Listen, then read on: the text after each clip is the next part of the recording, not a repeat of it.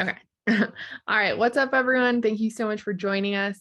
Tonight we have Kate and Jessica from Mezzo Strength. They are going to chat with us a little bit about strength training and nutrition for fueling your adventures. So I'm just going to kind of let them take it away. If anyone has questions or comments or needs additional clarification as we go, we've already chatted about please feel free to interject, ask questions, either just unmute yourself or pop them in the chat and we'll make sure that they get answered. Awesome. Can we see this? Can we see the slides? Yeah. Okay, cool. Hi, everybody. I'm happy you're here, and I'm happy for those who get to hop in later. And I'm really excited to talk about these topics because, well, I'm biased because this is what I do for a living, but I think they're very interesting. And like Laura said, just hop in whenever. This is totally as conversational as you want to make it. So you have questions, put it in the chat or unmute, whatever works better for you. We'll go ahead and do a little intro. Jess, you got to do this yourself. I'll introduce myself. Thank you. First of all, Laura, this is my first time meeting you. You have a very smooth podcasty voice. It sounds very good over the web. So nice to virtually meet you. Thank you. Okay, so I'm Jessica. My kids are here in this picture. I have two boys, they're 8 and 5, and then a baby girl who is not quite 1. A little bit of my background. So Kate and I met during our master's program. We did a master's of public health together, actually, and then we both went our separate ways and are both PhD dropouts. Sorry if I'm stealing your intro, Kate, but no, that's fine. So I did a second master's in an unrelated topic. So I work in educational technology and in instructional psychology. So my free time is let's get outside, let's get off my computer, let's go to the gym, let's go hiking with my kids. And my 3 kids, I kind of got more and more into strength training, the more kids I had, just because having kids really took it out of me. I felt so run down, just exhausted, no energy, 0 strength, 0 confidence. So I feel like strength training and adventuring kind of together for me kind of brought me back to life after having my kids. And I just kept learning and growing more in that field. My undergrad was in nutrition, so I have that background as well. So kind of combining the nutrition and strength training together. Go for it, Kate. Awesome. I am Kate. Like Jess said, we met in a master's program in our MPH, and not to brag, but we were kind of a power team, right? We were. That's why when we went to do our separate PhDs, we were like, oh no. We should have mentioned our app that we built. Yes, we once, here's a fun fact, we once won a $10,000 prize for building an award-winning educational instructional technology exercise app for Samsung. It's called Games for Health. So you had to design a game that help people get outside and improve their health and using all these behavioral constructs and stuff. So we got to meet some Samsung execs and such, but it never came to fruition because once it's out of our hands, there was nothing much we could do. We have our money. We got a cool trophy. So I have worked in health and fitness for a long time. I started as a CrossFit coach when I was 17. I was still in high school, and I worked as a CrossFit coach all through college, and actually up until the pandemic. Most of the time kind of on the side, just something I really have loved to do. And then back in 2015, I started a nutrition coaching business, Kate Lyman Nutrition, just my own.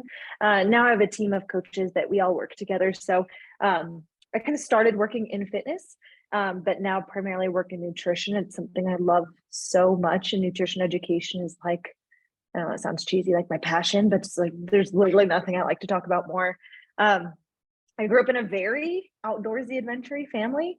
Didn't even think much of it. I just was forced to hike starting 2 years old, and forced to backpack, or, my mom would make us walk home from school up these flights of stairs with her groceries in our backpacks to prepare us for backpacking at 8 years old. And which was, I thought was torture at the time, but has been really fun. Now I live in Oaxaca, Mexico with my husband. And we moved here literally for the mountain biking and the hiking and all the good stuff. And here's my fun fact. In January this year, we summited Pico de Orizaba, which is this picture. It doesn't look as badass as it was, but it's about 18,500 feet, and it was very hard and That ice very cold. video. You should have put the ice video. Yeah, I should have put that ice. Awful. Yeah, it is very. It was very fun. I have a BS in exercise science and then our master's degree in public health, as well as a few other specialization, certification, etc. Down below. And Jessica and I, along with my husband Kenny, who's kind of like the programming brains behind the scenes, we started Mezzo Strength just last year, or I guess this year still, which is a strength training programming program with 3 days of strength and but 3 days of strength training, and our whole kind of our spiel, our focus, our goal is to be able to train for life outside the gym. We're big believers, and this is something I guess I can speak for myself. Even working in health and fitness, to me, these are things that, you know, we create habits and we practice those habits so that our lives aren't health and fitness. Like, I don't want to live my whole life in a gym or live my life tracking macros or live my life worrying about food and fitness. I want it to be part of the life I live, so that I can do cool stuff, you know, or so that, like Jess, once I have kids, I can take them out and do all that stuff together. So our goal of Mezzo is to build strength, so that supports our life outside the gym. And we have had a fun time building it. And again, power team. I think we've done a decent job at bring it to life so far. So today, and I'll let Jess take over for a second, but today we want to talk about training for adventure and fueling for adventure, how time spent training can be beneficial for us in our outdoor excursions and adventures, and how we can fuel appropriately for those, because the reality is they're very interconnected. You know, the way we train and the way we fuel both have to be adequate for us to live a very good life of doing this fun stuff outside. So I'll let Jess go, and we'll talk a little bit about strength training to start. Yeah, so kind of back to the start of founding Mezzo, I feel like my fitness background started like when I was first introduced to strength training. Everyone I was surrounded by in fitness basically just had like bodybuilder goals. Like the programs were like build the bikini body, and they were all like 6-day splits, and like everyone's goal was like, the point of strength training was like get a bikini body. And I was kind of like, that was like my first introduction to it, which is fine to have aesthetic goals, but I was kind of like, well, I don't want to be in the gym 6 days a week. Is there a place for me? Like, why should I didn't have like that community yet of like knowing there's people out there who have goals to strength train for the purpose of getting strong and like doing cool things. So I feel like if you're listening to this and that's your goal, like that's our goal, is not to get, I mean, if you want aesthetic goals, that's totally great. But there's also space in this field and in this hobby, I guess, to be training for the purpose of literally building muscle and like having a body that can take you cool places and do cool things. So there's my spiel for that. So why strength training? That was a little bit of that. I'm sure you've heard a lot of these things. I won't read the slide to you because you can read. But a lot of people have asked me, like, why do you go to the gym so much? And even like my boys are like, why do you go to the gym so much? And for me, the biggest one that stands out is just the improves body image and body confidence. Like the things that you're doing in the gym, not only are they going to build muscle and build you a body that can last your full, hopefully 100+ years of adventuring, but just the mindset it gives you as your strength training of learning that you can do hard things, you can learn new skills, you can pick up heavy things, you can drop them and it's okay, and you can try again tomorrow and get better at it. And just doing that over and over really just builds your mental capacity and your grit.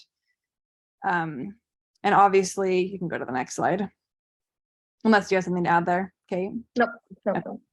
Kind of a more detailed list of the things you can do when you're stronger, but it's interesting to see like my grandmas on both sides. I know none of us are thinking about being grandmas yet, like we are young, but it's going to happen whether you like it or not. So it's like my two grandmas is such like drastically different. Like my one grandma is just my grandma and it's fine. She doesn't strength train, she doesn't do anything like that.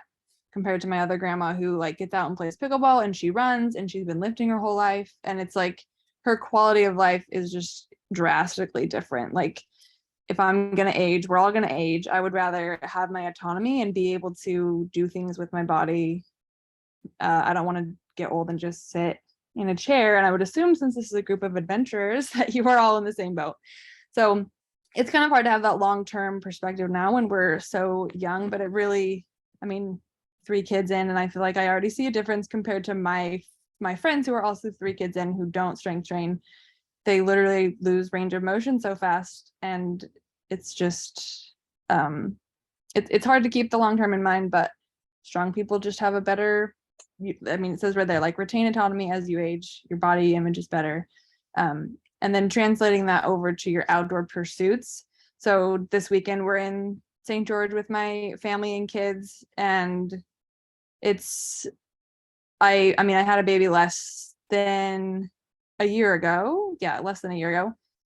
And I've just been doing 3 days a week in the gym for the past, I only started when she was like 3 months old. So it's been 6 months, but the translation to just getting back to hiking and scrambling over rocks and like doing, I mean, they're not crazy elevation. My kids are with us, but even just that little bit of elevation compared to my sister, her baby is 2, but she hasn't done any strength training.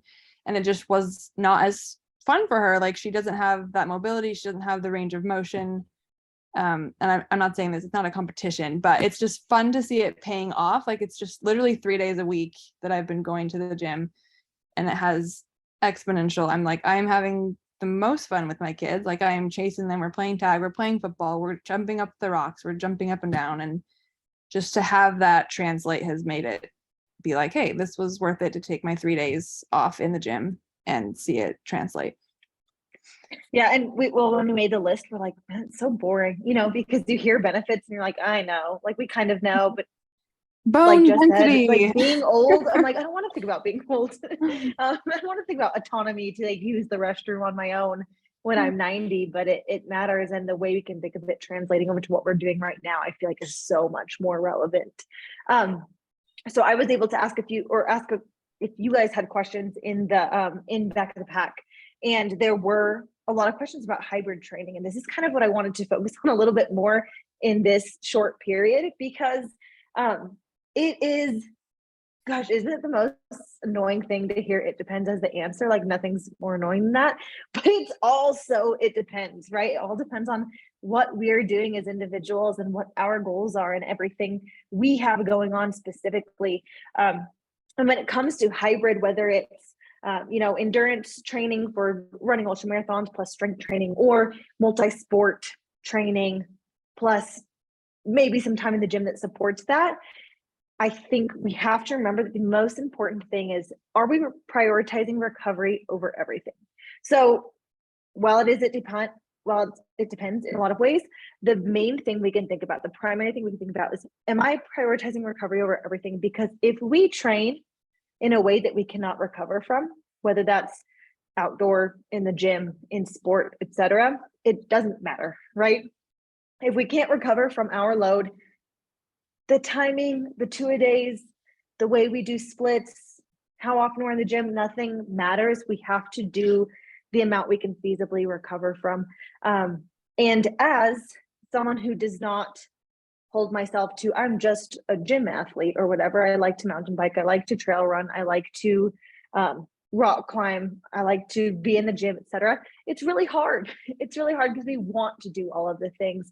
But I think this perspective of recovery being the priority kind of keeps us in check a little bit and allows us to have a little more flexibility to the way we schedule a training week, rather than thinking, okay, so I'm going to get 3 runs plus 2 mobility plus 2 strength training. One's going to be upper body, one's going to be lower body. And then on this day, I'll do a double with some mountain biking, right? Like, it's great to plan, but having that perspective of recovery first is going to allow us to plan in a way that's like, it doesn't have to be super complicated. Let me just stay in tune with how I'm feeling recovery wise at all times. Second thing I think we can think about that's very beneficial is, what's my primary goal right now? Are you training for a race? Do you have a race on the horizon? Do you have an event on the horizon? I know the individuals here just do a lot of cool stuff.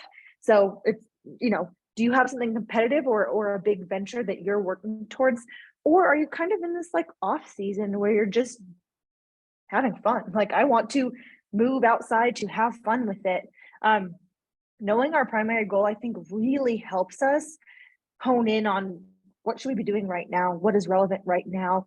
I talk about this a lot with nutrition clients, that a lot of times we'll have these kind of opposing goals. Like, well, I really want to lean out, but I also kind of want to get faster because I'm about to run a half marathon or whatever.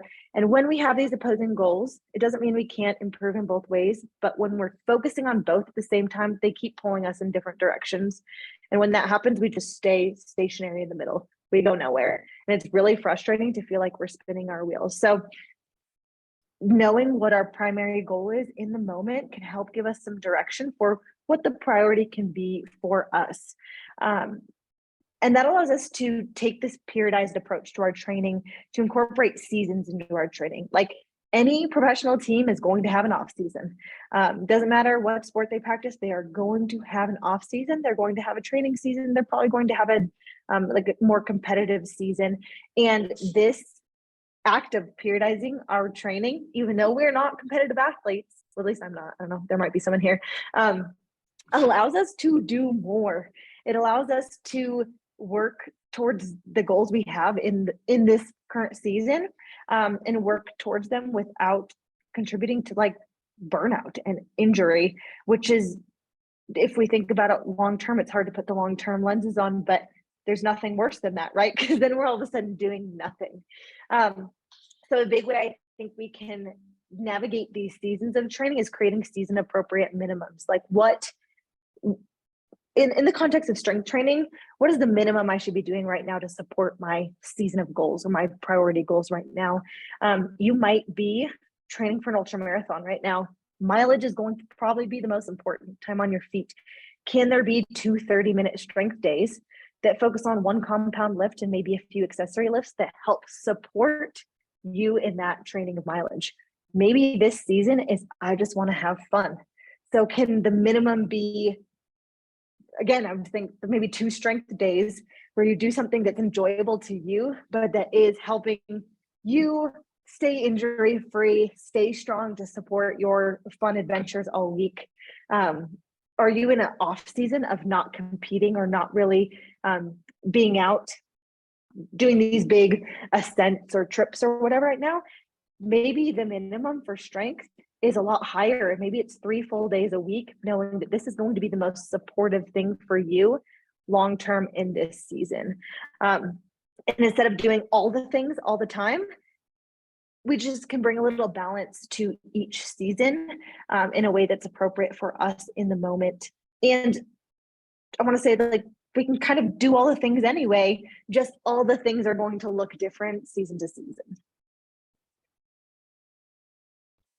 So kind of along with that, we're looking at what is optimal versus what is doable. So what is optimal? I mean, in a perfect world, if you wanted to put on all the muscle and you had unlimited time in the gym and you're getting all your sleep, you're hitting 6-hour-long sessions a week, you're going every single day. Like, that on paper is the scientific optimal way, but nobody actually in real life can do that. So it's not a big deal to say we're not doing that. Thinking about what is doable for your season, what your goals are, what your family life is like, what your school life is like, what your adventure life is like, thinking about what you like to do, what do you like to do, what supports your recovery, and along with this, the seasons concept that Kate was just talking about, something that I find, I guess, comforting is the word. You can maintain an aspect of fitness. So say it's your strength, you're going to a season where you're running more and you're pulling back on your strength training. You can maintain that aspect of your fitness, your strength, with about 30 to 50% of the volume that it took you to build it. So it takes, obviously it's harder to build the muscle, but when you pull back, you only need 30 to 50% of the volume that you were doing to build that muscle to maintain it. So you're not just going to lose all your gains overnight because you spend 3 months pulling back your volume, which I think is I just had the mindset previously of like, if I miss a week in the gym, all my muscle is gone and all of it is I'm for gonna nothing. wither. Yeah, I'm withering away. My Yeah. body is so weak. And it's like, yeah, the next time you go to the gym, you're not gonna be at your previous 1 rep max the second you step in, but it like muscle mass just it has longevity. It's not just gonna wipe away. So once you build it, it's harder to build it than it is to maintain it. So once you've built it, pulling back on volume, really focusing on what is doable, and your seasons is, I just lost my train of thought because I started looking at the next sentence, but just seasons and what is doable versus what is optimal. You can take what you want, and it's still worth it to do it. Yeah, and I'll add something I just kind of added in a few hours ago is I think what's going to be optimal for us in potentially in all seasons is tracking our performance metrics a little bit, if that makes sense. If we're working towards one specific area, having a little bit of feedback is going to help us know what's working and what may not be working as much. Is it doable all the time? Maybe not, and that's okay.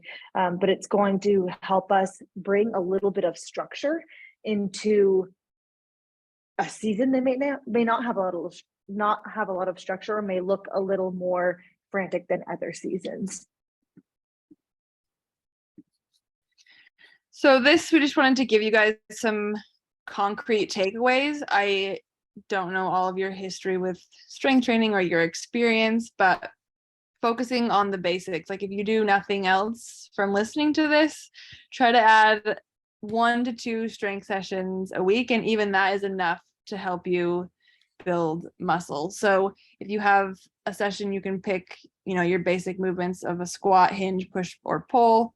You might add a carry or something in there, but pick your main lifts that you want to focus on. If you're only doing it twice a week, you might squat and bench press on one day and then deadlift and do rows on another day, and then add in some unilateral work that will really transfer over to things like hiking and running and improving your mobility and stability. So things like split squats, which we all love to hate, the suitcase carry, things like that, or literally, like Kate said, when she was little, putting on a backpack, put on a weighted backpack if you're training for a big climb or something. Pistol squats literally helped me today. I was shimmying through the narrows in St. George, and it was like I was full body, chest to chest with the rocks, and it was just step up after step up after step up of one leg, and my butt was on fire. And my sister was like, I cannot go through, and she went back out the front, and I was like, I've been working my pistol squats, I can climb this, shimmy through this little. Maybe your sister needs to do mezzo. Yeah, Lindsay, get on it. I will tell her. And then the frequency, so training these movement patterns 1 to 3 times a week. Even if you can do it once a week, you will see improvement and you will see benefits. It does not have to be all or nothing, and just finding that happy middle ground is really what gets you further than someone who's all or nothing. Like, I'm not going to start until I can train 5 days a week, or even I'm not going to start till I can train 3 days a week. Just the consistency. And in my mind, my favorite phrase is leave a little on the table, which is opposite of what you might hear of go all out, balls to wall. It's I always tell myself leave a little on the table, so that when I leave, I'm excited to come back the next session, because I'm I go just to that point where I feel oh my gosh, I could go so hard right now, and I'm no, I'm gonna keep a little in reserve, actually, so that I want to come back the next time and I don't kill myself, and I'm not super sore that I can't walk for the next week, and then I just keep that horrible cycle of huge motivation, I'm gonna hit it hard, and then it inevitably falls off. So leave a little on the table. What was that? I said all or nothing. Yeah, no all or nothing. Get off of that cycle. Well, something Jessica and I were talking about, maybe it was just earlier this week, is this idea that 20% of the movements bring 80% of the gains. So is there going to be an optimal way of training that you're hitting all of these points of range of motion, you're hitting all of these movement patterns, etc.? Yes. Are you training right now to be the most fit, most strong, most well-rounded weightlifter possible? Probably not if you're doing these other things. Probably not if you're a hybrid adventure athlete. So getting rid of that idea that this needs to be optimal all the time just allows us to give ourselves a lot of grace, first off, to just get things done. and take a lot of pressure off this idea that it has to be all or nothing. And I think that, often we want the answers of here's what I need to do exactly every day. And it can totally work with the schedule of a full-time job and other responsibilities, but sometimes we're just focusing on those minimums. Oops, why won't it go? Okay. Now, nutrition part, because we can't do any of this if we're not fueled enough. We are at a higher risk for injury. We're not going to have the energy, stamina, recovery, etc., to do all the things we love if we're coming from a place of being chronically underfed. Whether that is intentional or unintentional, whether that is a pattern or kind of like a chronic pattern or cyclical that we go through every once in a while, we cannot give from a state of depletion ever. And if our goal is to get out and do cool things and be badasses outside and feel good doing it, we have to be adequately fueled. On the right here, you'll see some signs you may be underfed. There's the normal ones: low energy, fatigue, hunger. There's some we don't think about as much in terms of like, what's our relationship with food like? And could that be fueled, maybe a poor relationship with food, by chronic underfeeding, moodiness, brain fog, low sex drive, poor quality sleep, not just quantity. All of these can be impacted by the way we fuel ourselves.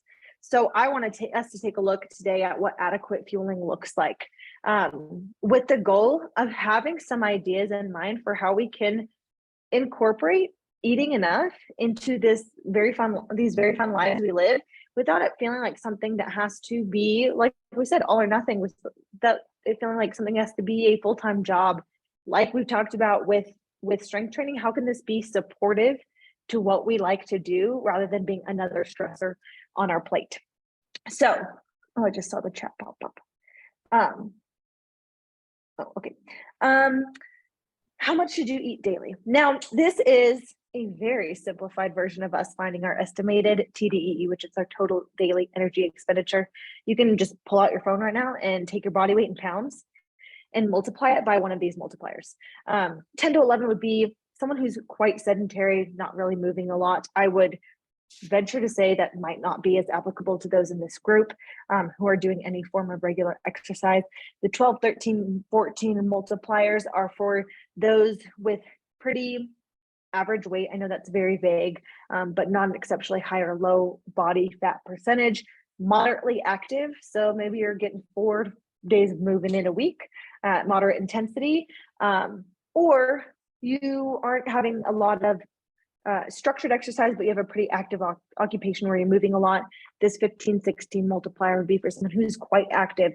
I would say anyone engaging in endurance sports, you are in the 15, 16 multiplier place.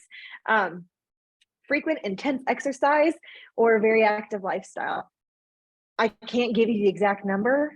It's just, and it's so easy to overthink, but you can just give yourself an idea of approximately where you should be in intake with a quick multiplier. Example, I'd put myself at a 15, 16. You can just go 15.5 times my body weight. I'm pretty sedentary during the day in work, but I get 5 days of training in a day, a week. I'm trying to lift heavy, and one of those days is a mountain bike ride that's, pretty intense, pretty long, and I'm trying to move outside of that. So that's just an example.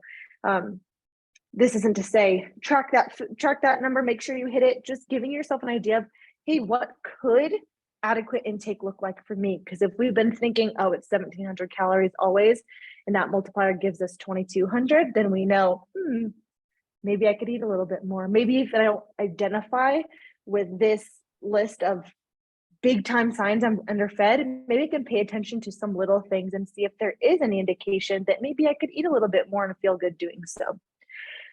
Now, when it comes to breaking down what we're eating in a day, protein is going to be important. And I say it like that because protein almost seems like a fad often because it's talked about so frequently. But in reality, it just is really relevant to our training to our recovery, to our lean mass and maintaining muscle and bone mass, to us being satiated or feeling full after meals, and to us just eating a pretty balanced diet. So when we can do this quick and easy multiplication to see approximately where our protein intake should be when we're thinking about adequate protein for someone who's active and wants to support an active lifestyle. So on the low end of this range, you take your body weight in pounds, multiply it by 0.7, and that will give you the low end of where your protein should be. Taking your body weight, multiplying it times 1, or your body weight in pounds, is the high end of where your protein intake should be. So you now have this flexible range of where your intake can lie, and hit anywhere in that range. It's not necessarily more is better. Being more towards the higher end is going to lead to more satiety or feeling more full. But if your current intake is pretty low in protein, there's no use to just go aim for that really high end of the spectrum, because you're probably not going to hit it, and then you're probably going to feel discouraged. Aim for the low end, get comfy there before you make any changes. Again, this is a tool for awareness. We don't need to start tracking our food if we don't feel like it. We don't need to become like super hyper fixated on this. We can just be a little more aware of what our intake looks like. Am I being intentional about protein intake? Am I doing little things like just trying to pair protein with every meal, or maybe, trying to throw a shake in there every day just as a snack for this time where you tend to get hungry, and know that, like, hey, I could just use this opportunity to close this protein gap. There are ways we can go about it that don't have to feel obsessive or over the top, but can still be intentional and support us in a lot of different ways. Fueling around our workouts. We're covering a lot here, so you guys can screenshot if you want, and you'll have the recording to have all this on hand. But our pre-workout and our post-workout, the makeup of these meals is relevant. I would say in terms of how we navigate our nutrition, is this the most important thing we can focus on? No. But for us who are pretty active, I think that we can be surprised at how good we have the potential to feel when we fuel well pre and post workout. So a pre-workout meal could be consumed anytime 1 to 2 hours before training. For those who train early morning first thing and don't want to eat, I like to consider the last meal you ate the night before your pre-workout meal. So thinking about the composition of that meal can impact us for early morning training the next day. We want this meal to be high in carbs, moderate in protein, low in fat. There's absolutely nothing wrong with dietary fat, but they tend to slow down our digestion a little bit more, and dietary fats don't always sit well with us while we're working out. So if we keep our pre and post workout meals a little higher in carbs and protein and lower in fat, we just tend to feel a little better in terms of digestion. Post workout meal looks pretty much the same. I want to stress that this meal isn't like, I finished my workout, must grab my shake and chug it right now, even though I feel really nauseous. That type of like urgency post workout is just not necessary. Getting that meal in 1 to 2 hours after training and approaching it in a way where like, this is important. I'm going to fuel myself, but it doesn't have to be immediate. Can just give us a little leeway to enjoy it a bit more. I know that for a lot of us, eating immediately post-workout is like, doesn't sound good. This can be a good opportunity for liquid calories, like a shake, like a smoothie, something like that is easier to drink and doesn't leave you feeling so full. This post-workout meal should also be high in carbs and low in fat, and then moderately higher in protein, knowing that protein is going to help us maintain and build muscle to support the training we've done, whether that is strength training or endurance training or something else. Here's some ideas of easy, simple carb sources, easy, lean protein sources, relevant to those past lists about what pre and post workouts can look like. And what I really want to focus on here is intra-workout fueling. It depends. And I'm going to try to bring as much structure as possible to this topic. The biggest thing I want to stress here, whether we are backcountry, cross-country skiing, hiking, backpacking, mountain climbing, mountain biking, running, I don't know if I said that, trail running, fueling is part of our training. I think we often don't think it as such. We think that, okay, now once I get closer to a race or something, I'll think about how I fuel myself. Fueling is part of our training. Our bodies don't feel the best eating and digesting while we're exerting energy. Like, you know, in the middle of a training run, we're not going to feel like appetite is relevant. We're not like, ooh, I could really use a snack right now. Some people do, but for the most part, our appetite is not the priority there. We have to utilize fueling as part of our training. We have to get comfortable eating while we exert energy, and letting our bodies become a little more comfortable with that process. Because at first, I will tell you from personal experience, from what I've seen with a lot of clients, because I do work with quite a few ultra runners and triathlon athletes, it sucks and it's very uncomfortable. There can be some GI discomfort. And some of that is just getting used to this idea of fueling ourselves while we are exerting energy. And some of it is finding those right fueling sources for us, because not everything is going to sit well with you. So a big part of this topic of intra-workout fueling is experimenting with what works for you, right? Like I have things, and I'll share a little bit about, like a little anecdotally, what works well for me, but it may not be the same that works for you. I want to side note here that when I moved to Memphis in 2017, and prior to that, I lived in Utah. And so we were doing a good amount of hiking and backpacking, and I was a CrossFit trainer. So I was mostly competing in CrossFit, and endurance efforts were like fun weekend things. When I moved to Memphis, I started getting into ultra running and ultra racing, not competitively, but just trying to complete the races. And it was very new for me. And I was a nutrition coach at this time. I have background in nutrition. I knew that, okay, with these higher training efforts, I need more food. And it felt kind of exciting. So I was like, hell yeah, I'm going to have like a sweet meal after this run, and I can't wait. So for like my first training season, I was good at my pre-workout meal, and then I would go on a long run, maybe like 12 miles of hills, you know, or something like that. Preparing for my first run, which is a 25K. And then I'd be like, oh, I'm gonna like smash an awesome meal after. But I would get so sick, so uncomfortable, so much GI discomfort. The time would come post run that I would be so miserable. That meal would no longer sound good. And then the next day would be accompanied by like this insatiable hunger. And I think there's this idea that endurance efforts come with this super hunger that we can't really control. And a lot of that is an indicator that we're not fueling adequately during our efforts. So next training cycle, and I kind of figured out that I was an idiot in the way I was approaching my training. And so I started incorporating intra-workout fueling to the runs I was doing. And guess what? I didn't feel like I needed that mega meal after. I did not follow up a big effort with super hunger. I didn't have as much soreness, poor recovery, or GI discomfort after getting used to that fueling at first.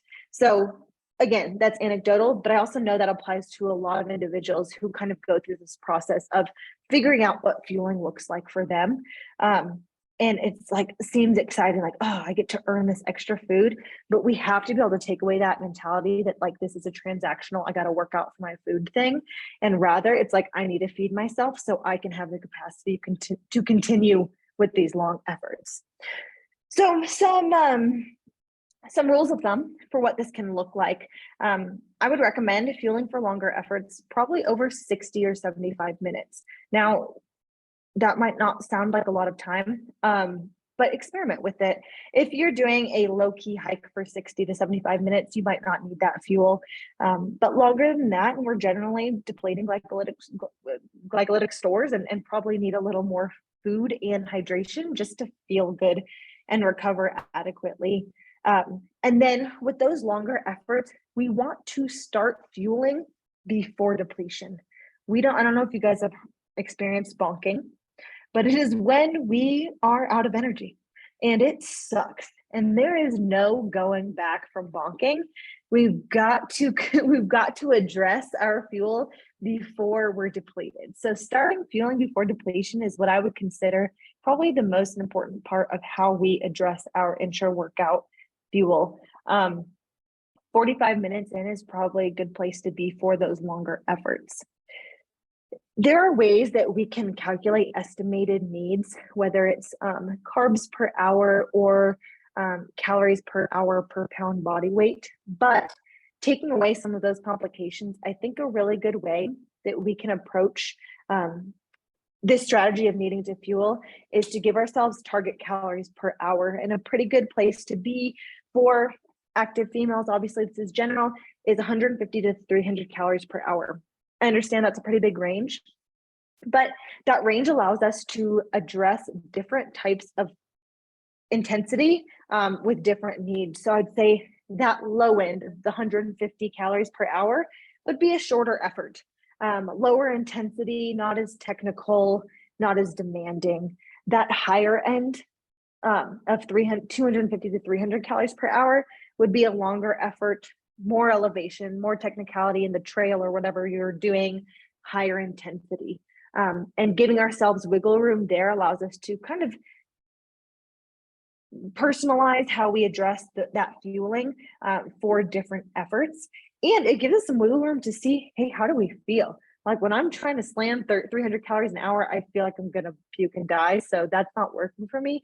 Let's bring it down to 200 and try it on my next training run. When we think about these calories and where they're coming from, we want to be that to be primarily carbs. As you get into longer efforts, let's say 2 or 3 plus hours, you probably want to throw some protein and fat in there, not just for a little bit of balance, but also because you're going to feel real icky if it's just carbs alone. We've got, gels, Gatorade, Tailwind, Scratch, all of these liquid ways to fuel yourself can be a lot easier on our digestive system. And they don't require chewing, which again, this is part of experimenting. Is that something that works well for you? Like at first, for me, I thought the shot blocks would be the greatest because they're delicious. I don't know if you have the watermelon salt shot blocks, they're fantastic. And it was one season of prepping for a 50-mile that I was like, this is what I'm gonna eat for this season. And I found that like trying to chew a gummy and run at the same time, like I was like, I can't breathe. This isn't working for me. My go-to are fig bars, the ones you can get at Costco, not necessarily Fig Newtons, but the pack of fig bars that have 2 in it. It's 200 calories for the pack. Slam one of those an hour. And for me, that works really well. But again, it's figuring out what sits well with you and giving yourself adequate time to kind of feel it out a little bit, knowing that the first time you attempt to fuel during an longer effort, is probably not going to feel good. But that again, this is part of your training. So all of this, when it comes to talking about nutrition, and hopefully I've tried to make this clear, I don't think that any of this means that we need to be obsessive about the way we eat. This doesn't mean we have to track our food or be very analytical about everything we eat. This doesn't mean we need to all of a sudden make radical changes to the way we approach our fueling. It means that we're here to create a little more awareness so that we can feel better, right? Another thing that I want to note, and this is just because I think it's important, is it also doesn't mean that we can never approach body composition goals that we may have, or that any type of body composition goal is then like bad or irrelevant or completely contradictory to your goals. I want to add that in for me because I'm a big believer that we can come from a place of being well fueled for a long time and then approach body composition goals that we may have in a safe and sustainable way while supporting a really fun lifestyle. It just cannot be our lifestyle. So I think a good way to get there is to focus on fueling ourselves well first, knowing that that's setting us up for, future goals we may have. And kind of like I said, we can't think of movement as transactional, like I need to move more to be able to eat more. Rather, it's I need to eat enough to be able to move in the way I want to do. Same goes for the way we approach body composition goals. I need to eat enough and feel good enough in my awareness and relationship with food so that I can then approach body composition goals I may have from a place of being really safe and aware, and healthy, and really preserving this relationship we may have with food. That is it. I talked fast, so I hope you got all of that. I know there's not many of you in here right now, but if you have questions, or Laura too, I would love to hear them. You can mute or chat, and I'm going to quickly pull up the back of the pack thread and make sure I kind of answered everything here too.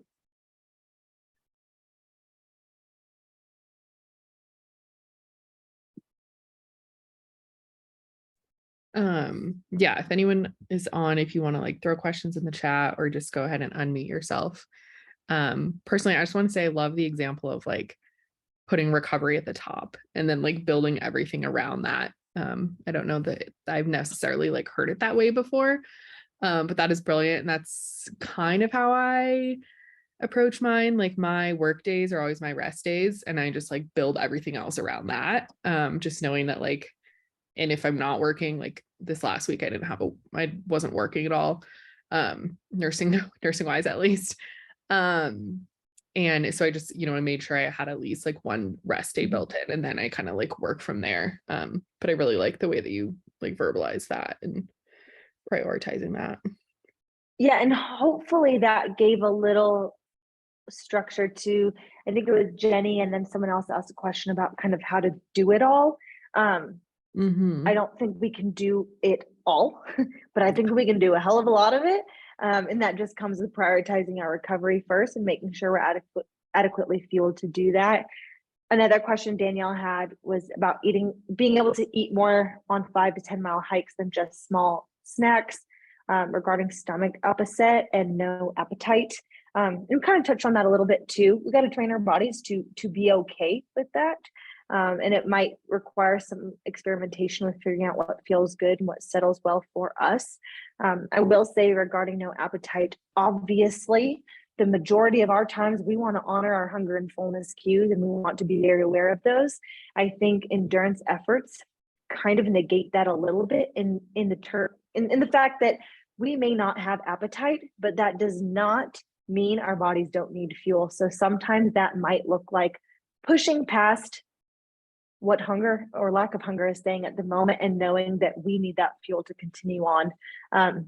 We can, more hyper palatable foods, things that taste better, or more calorie dense foods or liquid calories can be a lot easier in circumstances like that, because they just allow us to get the fuel in and then be done with it. I am of the opinion that the gels are disgusting, but also the greatest way to get calories in. Like once I kind of converted to gels, I was like, wait, this is awesome, because you just like kind of take it like a shot and then it's done. No chewing. You don't really have to taste it that much. Like, is that appetizing? No. But are you getting calories in that you need to continue? Check. Yes. Yeah. I'm a huge fan of Tailwind. Oh, yes. As far as like getting, because that way you're also like drinking, so you're getting hydration as well. And it's just like a really that's 200 calories per packet. Yeah, it's amazing. Yeah. I remember I climbed Shasta with a group of women. Like this was probably 10 years ago, and it was a guided trip, 2 female guides, and it was just their rule that every hour we stopped, you put on your puffy coat and you ate a snack. And I remember one of my friends was just like on the verge of bonking, and she was just so grumpy, so hangry. But she felt nauseous. She didn't want to eat. And the wind was like 60-mile-an-hour winds or something. And we're like huddled up, and literally just forced her to eat a brownie because we knew that that's what she needed. And she fought us the entire time. And we're like, Jenny, like, just eat it. And she did. And she made it to the summit, and it was great. But like sometimes you just have to. And sometimes you just have to. There's no way around it, is kind of the reality. Sometimes you just have to, but like everyone here listening or listening later, I promise you it will pay off. I promise you it will pay off. Even if it feels totally miserable in the beginning, maybe just don't try to take like your favorite food to fuel, because it could really ruin it for you. Like maybe she was like, no brownies after this, and that would be reasonable.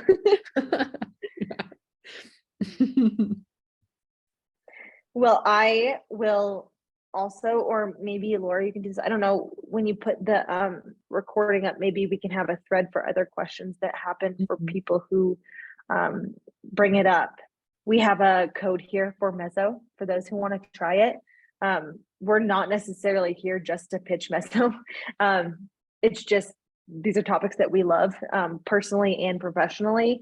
So this code BOTP25 will get you 25% off the monthly Mezzo membership. It's $40 a month, so it'll be $30 a month, and it just lasts forever. For anyone who wants to try it, I can give you a link, Laura, that you can add to the recording as well. For anyone who wants to try it, it's 2 free weeks to start, like a free 2-week trial. So you can sign up, you can see if you like it, then you can do it or not. I'd say the benefit is, and this is me speaking personally, and I think Jess could probably say this as well, is like not having to think about what am I doing. If I'm only getting 2 training days in a week, what can I do? How can I do them quickly with instruction, with structure, and then go about my life? Because like we said, the goal is that this supports you for life outside the gym, not that your life has to be in the gym. For sure. I can't log in to my app and show you guys because I don't remember my password, but the Mezzo app is like the most beautiful like workout app that I've ever seen. Like it just makes me so happy. I'm glad for that. With anything, you need to sign up just to see that it's like way better than any of the others out there. There you go. They're also very fun. A true testimonial. That was like the one thing that stood out to me just like right away. I was like, oh, this is very aesthetically pleasing. It's not like bro-y like all the others. We've tried really hard not to make it bro-y. I would say it's been a big focus, not too bro-y. I appreciate that. Awesome. Well, I'm grateful to talk to you all, and hopefully more questions filter in. We can talk through them later. Sweet. Awesome. Yeah. Thanks for having us, Laura. Thank you so much for joining us. And thank you for the discount.